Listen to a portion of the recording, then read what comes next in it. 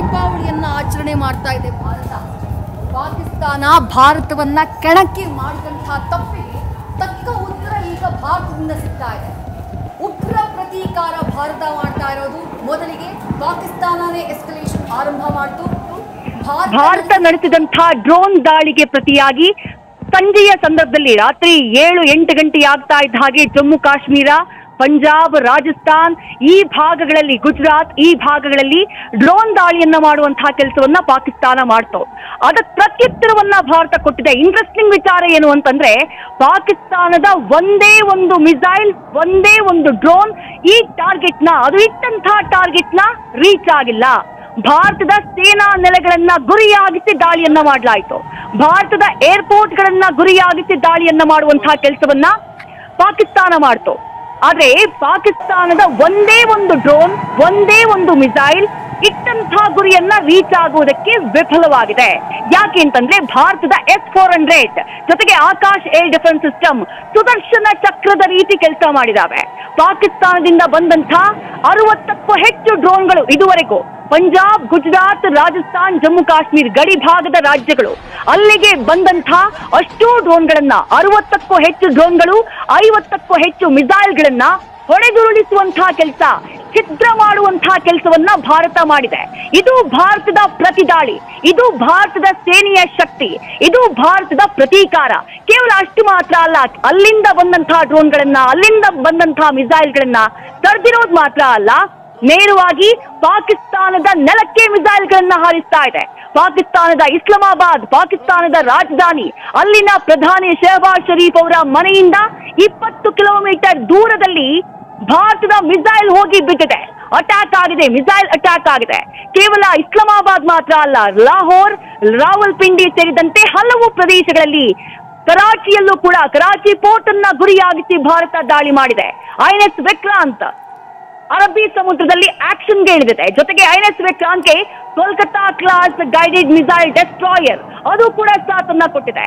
ಅಂದ್ರೆ ಪಾಕಿಸ್ತಾನಕ್ಕೆ ನೌಕೆಯಿಂದ, ನೌಕಾ ಸೇನೆಯಿಂದ, ಭೂಸೇನೆಯಿಂದ, ವಾಯುಸೇನೆಯಿಂದ ಭಾರತದ ತ್ರಿಶೂಲ ಶಕ್ತಿ, ಭಾರತದ ತ್ರಿಶಕ್ತಿಯಿಂದ ಪಾಕಿಸ್ತಾನದ ಮೇಲೆ ದಾಳಿ ಆಗ್ತಾ ಇದೆ.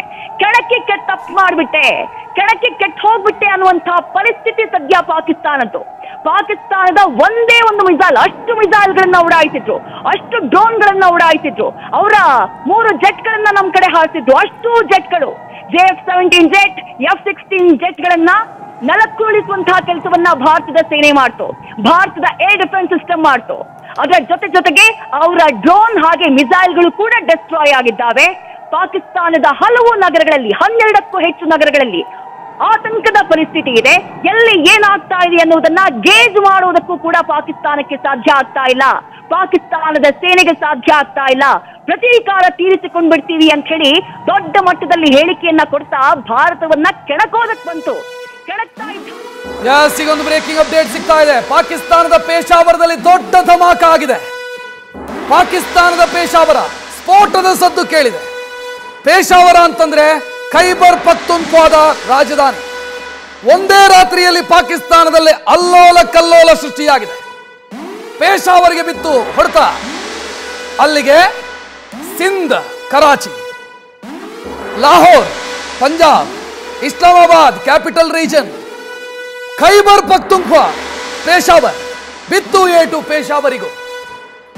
ಪಾಕಿಸ್ತಾನ ಒಂದೇ ರಾತ್ರಿಯಲ್ಲಿ ಅಲ್ಲೋಲ ಕಲ್ಲೋಲ ಆಗ್ತಾ ಇದೆ. ಆಕಾಶ ನೋಡ್ತಾ ಇದೆ ಪಾಕಿಸ್ತಾನ. ಪಾಕಿಸ್ತಾನದ ಸೇನೆಗೆ ಏನು ಮಾಡಬೇಕು ಅಂತ ಗೊತ್ತಾಗ್ತಿಲ್ಲ. ಅಲ್ಲಿನ ಪ್ರಮುಖ ಅಧಿಕಾರಿಗಳು ತಮ್ಮ ತಮ್ಮ ಕುಟುಂಬವನ್ನ ದುಬೈಗೋ ಇಂಗ್ಲೆಂಡಿಗೋ ಶಿಫ್ಟ್ ಮಾಡ್ಕೊಂಡಿದ್ದಾರೆ. ಉಳಿದವ್ರ ಕಥೆ ಏನು ಮೊನ್ನೆನೇ ಗೊತ್ತಾಗಿತ್ತದು. ಅಲ್ಲಿನ ಪ್ರಮುಖ ಅಧಿಕಾರಿಗಳ ಪತ್ನಿಯರು, ಮಕ್ಕಳು, ಇನ್ನೊಬ್ರು ಮತ್ತೊಬ್ಬರು ಇವರನ್ನೆಲ್ಲ ಶಿಫ್ಟ್ ಮಾಡಿದ್ರು. ಕಾರಣ ಏನು ಅಂತಂದ್ರೆ, ಒಂದು ಹಡಗು ಮುಳುಗುತ್ತೆ ಅಂತ ಗೊತ್ತಾಗೋದು ಮೊದಲು ಇಲಿಗಳಿಗೆ ಅಂತೆ. ಇಲಿಗಳು ಮೊದಲಿಗೆ ಹಡಗಿನಿಂದ ಹಾರಿ ಓಡುತ್ತೆ ಜೀವ ಉಳಿಸ್ಕೋಬೇಕು ಅಂತ. ಹಂಗೇ ಮಾಡಿದ್ದು ಪಾಕಿಸ್ತಾನದ ಸೇನಾಧಿಕಾರಿಗಳು. ಮುಳುಗುತ್ತೆ ಅಂತ ಗೊತ್ತಾದ ಕೂಡಲೇ ಇಲಿಗಳ ತನಕ ಓಡೋಗಿದ್ದಾರೆ. ಇವತ್ತು ಜನ ಅನುಭವಿಸ್ತಾ ಇದ್ದಾರೆ. ಭಾರತ ಸುಮ್ಮನೆ ಕೂರ್ಬೇಕಿತ್ತ? ಹಂಗಿದ್ರೆ ಬಿಡಲ್ಲ ಭಾರತ, ಯಾಕೆ ಬಿಡಬೇಕು? ಪಾಕಿಸ್ತಾನ ಮಾಡಿದ್ದೇ ನಮಗೆ ಕಡಿಮೆನಾ? ನಾವು ಮಾನವೀಯತೆ ಇನ್ನೊಂದು ಮತ್ತೊಂದು ಅಂತ ಅದನ್ನೆಲ್ಲ ಸೈಡಿಗಿಟ್ಟು ಯೋಚನೆ ಮಾಡಬೇಕು. ಯುದ್ಧದಲ್ಲಿ ಯಾವುದೂ ಇಲ್ಲ. ಭಾರತದ ಒಂದೇ ಒಂದು ಟಾರ್ಗೆಟ್ ರೀಚ್ ಮಾಡಿಲ್ಲ ಪಾಕಿಸ್ತಾನ, ಆಗಿಲ್ಲ. ಪಾಕ್ನ ಮೇಜರ್ ಸಿಟಿಗಳಲ್ಲಿ ಈಗ ಬೀಳ್ತಾ ಇದೆ ಏಟು, ಬೀಳ್ತಾ ಇದೆ ಬಾಂಬು, ಬೀಳ್ತಾ ಇದೆ ಮಿಸೈಲ್ಸು.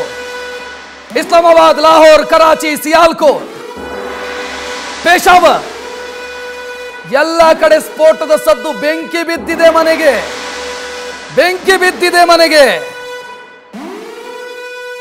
ಆರಿಸೋರಿಲ್ಲ ಅದನ್ನ. ಯಾರತ್ರ ಹೇಳ್ತೀರಿ? ಚೀನಾಗ್ ಹೇಳ್ತಿರೋ, ಟರ್ಕಿಗೆ ಹೇಳ್ತಿರೋ, ಯಾರಿಗೆ ಹೇಳ್ತೀರಿ? ನಂದಿಸೋದಕ್ಕೆ, ಬೆಂಕಿ ನಂದಿಸೋದಕ್ಕೆ ಯಾರು ಬರ್ತಾರ್ರಿ ನಿಮಗೆ? ನಿಮ್ಮ ಹಣೆ ಬರಕ್ಕೆ, ನಿಮ್ಮ ಯೋಗ್ಯತೆಗೆ ಯಾರು ಬರ್ತಾರೆ? ಕಡಿಮೆ ರೇಟಲ್ಲಿ ಡಿಫೆನ್ಸ್ ಸಿಸ್ಟಮ್ ಅನ್ನು ಸೇಲ್ ಮಾಡಿ ಚೀನಾ ತೆಪ್ಪ ಕೂತಿದೆ ಅಲ್ಲಿ. ಮುಸ್ಲಿಂ ಬ್ರದರ್ಹುಡ್ ಅಂತ ಹೇಳಿ ಟರ್ಕಿ ಸುಮ್ಮನೆ ಕೂತಿದೆ ಅಲ್ಲಿ. ಮೊನ್ನೆ ಪೋಸ್ಟ್ ಕೊಟ್ಟು ಹೋಯ್ತು ಅರೇಬಿಯನ್ ಸಿಯಲ್ಲಿ, ಕರಾಚಿ ಬಂದರ್ ಹತ್ರ ಟರ್ಕಿ. ಅವತ್ತಿಂದ ಪತ್ತೆ ಇಲ್ಲ. ತನ್ನ ಸಾಮರ್ಥ್ಯದ ಮೇಲೆ ಮಾತ್ರ ನಂಬಿಕೆ ಇಟ್ಟುಕೊಳ್ಬೇಕು. ಕಂಡವರ ಸಾಮರ್ಥ್ಯದ ಮೇಲೆ ನಂಬಿಕೆ ಇಟ್ಟುಕೊಂಡು ಆಟ ಆಡೋದಕ್ಕೆ ಹೋಗಬಾರದು. ನನ್ನ ತೋಳಲ್ಲಿ ಶಕ್ತಿ ಇದೆಯಾ, ಯುದ್ಧಕ್ಕಿಳಿಬೇಕು ನಾನು. ನನ್ನಲ್ಲಿ ಆಗಲ್ಲ ಅಂತಾದ್ರೆ ಪಕ್ಕದ ಮನೆಯವನು ಬಂದು ನನ್ನ ಪರವಾಗಿ ಫೈಟ್ ಮಾಡ್ತಾನೆ ಅಂತ ಅನ್ಕೊಂಡ್ರೆ ಹಿಂಗೆ ಆಗೋದು. ಪಾಕ್ ಪ್ರಧಾನಿ ಎಸ್ಕೇಪ್, ಪಾಕ್ ಪ್ರಧಾನಿ ಅಡಗುದಾಣಕ್ಕೆ ಶಿಫ್ಟ್. ಬೀಳ್ತಿದೆ ಮಿಸೈಲ್, ಪಾಕ್ ಪ್ರಧಾನಿಯ ತಲೆಗೂ ಬೀಳ್ಬೋದು, ಯಾರಿಗೂ ಗೊತ್ತು. ಎಸ್ಕೇಪ್ ಅಣ್ಣ ಓಡ್ ಹೋಗಿದ್ದಾನೆ. Shahbaz Sharif dialogue master, comedy piece, ಓಡಿ ಹೋಗಿದೆ, ಬಿಲ ಸೇರ್ಕೊಂಡಿದೆ. ಓಡೋದಕ್ಕೆ ಜಾಗ ಇಲ್ಲ. ಎಲ್ಲಿಗೆ ಓಡೋದು ಎಲ್ಲಿಗೆ? ದುಬೈಗೆ ಓಡೋಣ ಅಂತಂದ್ರೆ ಫ್ಲೈಟ್ಗಳಿಲ್ಲ, ಫ್ಲೈಟ್ ಅನ್ನೇ ಓಡೋದು ಬಿಸಾಕ್ತಾರೆ. ಹಡಗುದಾಣ ಬಿಲ ಸೇರ್ಕೊಂಡಿದೆ, ಇಲಿ ಬಿಲ ಸೇರಿದೆ. ಡೈಲಾಗ್ ಇತ್ತು ನೋಡಿ ಮೊನ್ನೆ, 24 ಗಂಟೆಯಲ್ಲಿ ದಾಳಿ ಮಾಡ್ತೀವಿ, 5 ಯುದ್ಧ ವಿಮಾನಗಳನ್ನು ಹೊಡೆದುರುಳಿಸಿದ್ದೀವಿ. ಶಹಬಾಜ್ ಶರೀಫ್ ಕತೆ ಸದ್ಯ ಜೀವ ಉಳಿಸಿಕೊಳ್ಳೋದಕ್ಕೆ ಓಡೋದು. ಓಡ್ತಾನೆ. ಪಕ್ಕದ ಬಲೂಚಿಸ್ತಾನಕ್ಕೆಲ್ಲ ಓಡಬೇಡ, ಅಲ್ಲಿದ್ದಾರೆ ಬಲೂಚ್ ಲಿಬರೇಷನ್ ಆರ್ಮಿ. 12 ಮಿಸೈಲ್ ದಾಳಿಗೆ ಬಂದರು ಪಟ್ಟಣ ಛಿದ್ರ. ಕರಾಚಿ INS ವಿಕ್ರಾಂತ್ ಕಾರ್ಯಾಚರಣೆಗೆ ನಡುಗಿದೆ ಕರಾಚಿ. ಕರೀತಾ ಇದ್ರಲ್ಲ ಪಾಕಿಸ್ತಾನದವರು, ಬಂದ್ರಪ್ಪ ಭಾರತೀಯರು ಹಂಗೆಲ್ಲ ಬರಲ್ಲ. ಬಂದ್ರೆ ಮುಗೀತು ನಿಮ್ ಕತೆ. ಅದೇ ಆಗ್ತಾ ಇರೋದು ಈಗ. ಸುಮ್ಮನೆ ಬರಲ್ಲ ರೀ ನಾವು. ಬಂದ್ರೆ ಮುಗಿಸಿ ಹೋಗ್ತೀವಿ. ಬಂದ್ರೆ ಮುಗಿಸಿ ಛಿದ್ರ ಮಾಡಿ ಕತೆ ಮುಗಿಸಿಯೇ ಹೋಗೋದು. ನಿಮ್ ಪ್ರಧಾನಿ ಓಡಿ ಹೋಗ್ತಾ ಇದ್ದಾರೆ, ನಿಲ್ಸಿ ಅವರನ್ನೆಲ್ಲಾದ್ರೂ ಅಂತ ಸ್ಥಿತಿಗೆ ಬಂದಿದೆ ಪಾಕಿಸ್ತಾನ. ಖುಷಿ ಸೆಲೆಬ್ರೇಟ್ ಮಾಡ್ತಾ ಇದ್ದೀನಿ ನಾನು. ಬೀಳಬೇಕು, ಹಿಂಗೆ ಬೀಳಬೇಕು ಹೊಡೆತ. ಒಂದೊಂದಕ್ಕೂ ಕೂಡ ಪ್ರತೀಕಾರ ತೀರಿಸಿಕೊಳ್ಬೇಕು. ನಮ್ಮ ಹೆಣ್ಣು ಮಕ್ಕಳ ಮಾಂಗಲ್ಯ ಕಸಿದುದಕ್ಕೆ, ನಮ್ಮ ತಂದೆ ತಾಯಿಯನ್ನ ಕಣ್ಣೀರ ಕಡಲಲ್ಲಿ ದೂಡಿದ್ದಕ್ಕೆ, ನಮ್ಮ ಪ್ರತಿಭಾನ್ವಿತ ಯುವಕರನ್ನ ಕೊಂದು ಹಾಕಿದ್ದಕ್ಕೆ ಬೀಳ್ತಿದೆ ಏಟು. ಧರ್ಮ ಕೇಳಿದ್ರಲ್ವಾ ನೀವು?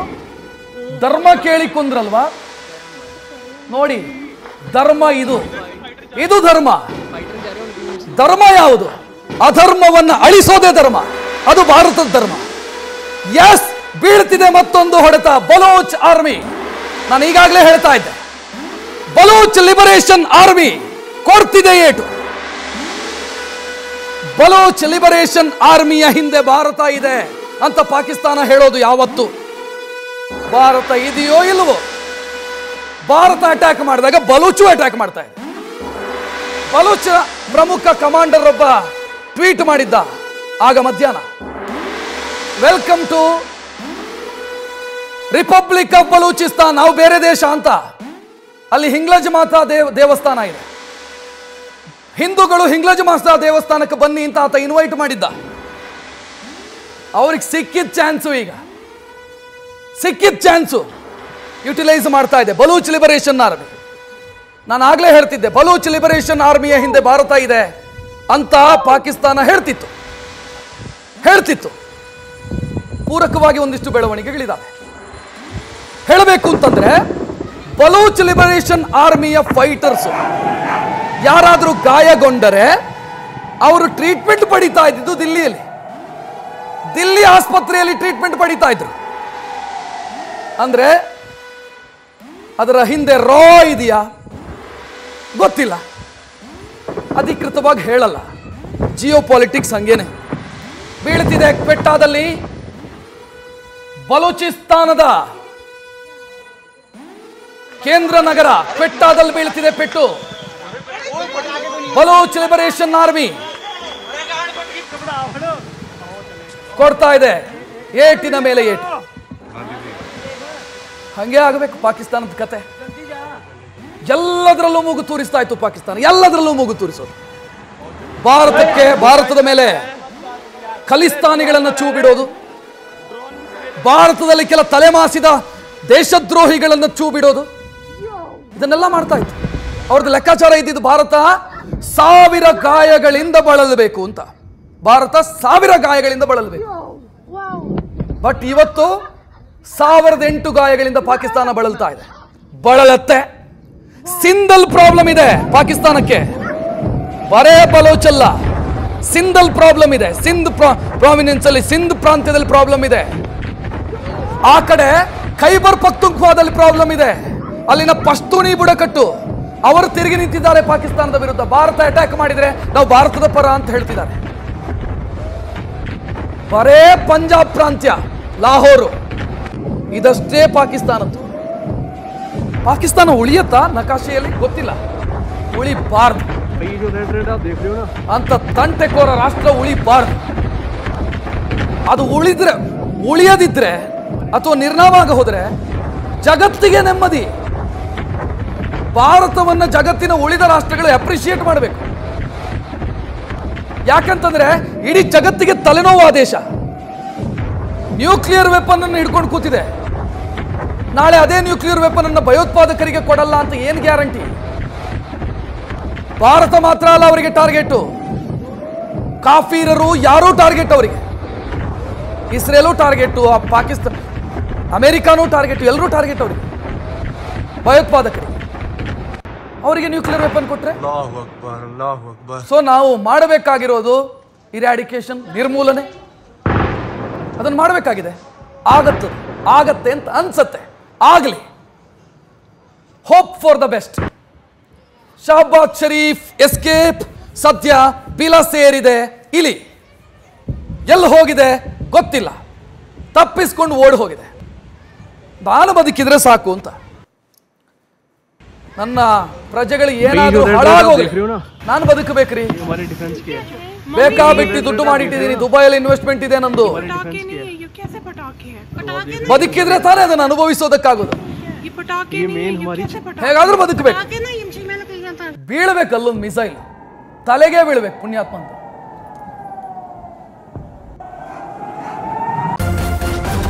ನ್ಯೂಸ್ ಫಸ್ಟ್, ನಿರ್ಭೀತಿಯಿಂದ ನಿಮ್ಮ ಪರವಾಗಿ.